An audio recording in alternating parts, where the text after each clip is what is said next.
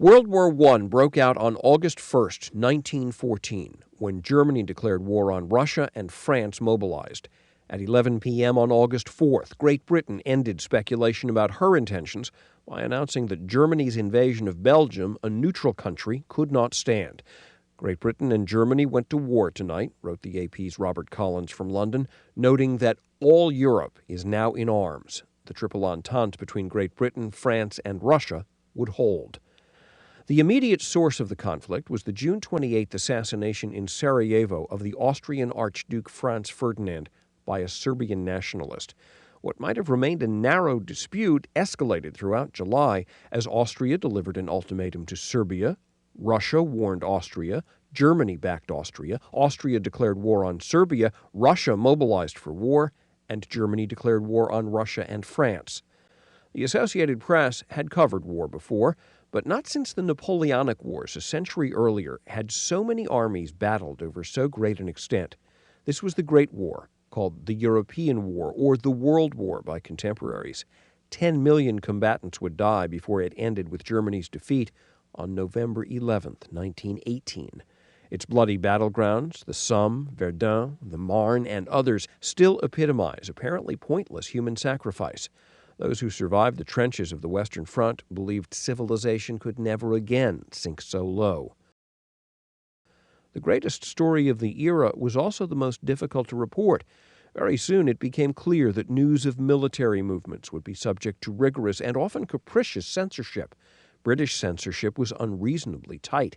It did not relax until officials realized that suppressing so much information about the war weakened the public support needed to wage it. Charles Clover, who headed the AP's news department in New York, expressed his exasperation in September 1914. In endeavoring to report this war, we have faced an inexorable, unsystematized, and unequal censorship on all news sources abroad. This, added to the delays on the cable due to congestion, has caused us to labor under a condition of affairs almost indescribable. When war came, AP sent reporters from New York and Washington to reinforce its seasoned foreign staff. Berlin bureau chief Seymour Beach Conger, who had covered the Russo-Japanese War, accompanied the German and Austro-Hungarian forces into Belgium as they sought the French frontier. Roger Lewis and George A. Schreiner joined Ed Trauss and Hendrik van Loon in Brussels to report the first battle of the war. Liège and its ring of 12 massive forts held out against German artillery until August 18th. Louvain fell August 27th. The accounts by Schreiner and Van Loon of the plight of Belgian civilians are credited with inspiring the American-Belgian relief drive.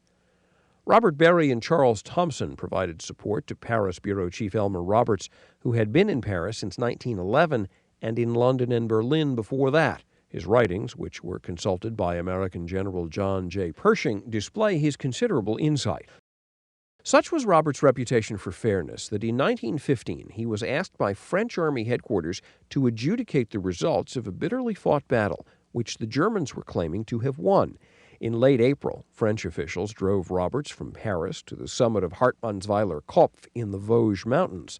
As French soldiers cut down the pine forest in order to roof the trenches, Roberts made his observations. I crawled, or rather entered, half-bent into the most advanced trench. The machine guns were set every 6 feet, each manned by 3 men. The colonel cautioned me to take a half-second glance at a time, as the Germans might at any moment begin a blast of firing. The lines were too close for either side to shell them without danger of shells falling into their own works. I saw enough to see that the French did in fact hold the entire mountain rib, the German lines trailing down the slope.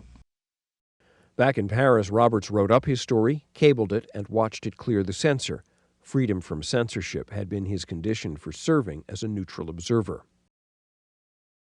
The highly anticipated news of the arrival of the first American troops in France was broken by Stanley Prenesil and Philip M. Powers. Prenesil and 3 other reporters, accredited by the U.S. Navy, made the voyage to France in secret, sailing on June 14, 1917, from New York to Saint-Nazaire.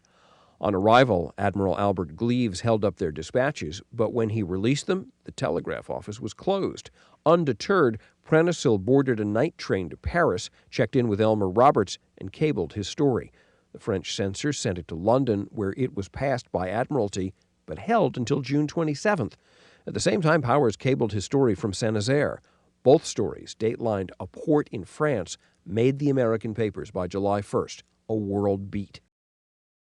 Elmer Roberts stayed on in Paris until his retirement in 1929. He was among the few American reporters to have seen firsthand the carnage of the Western Front.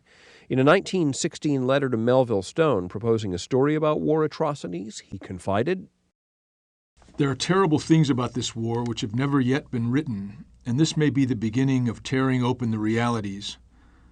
While I am looking into this matter absolutely on its news basis for us, yet it seems to me that the cause of civilization may be served incidentally."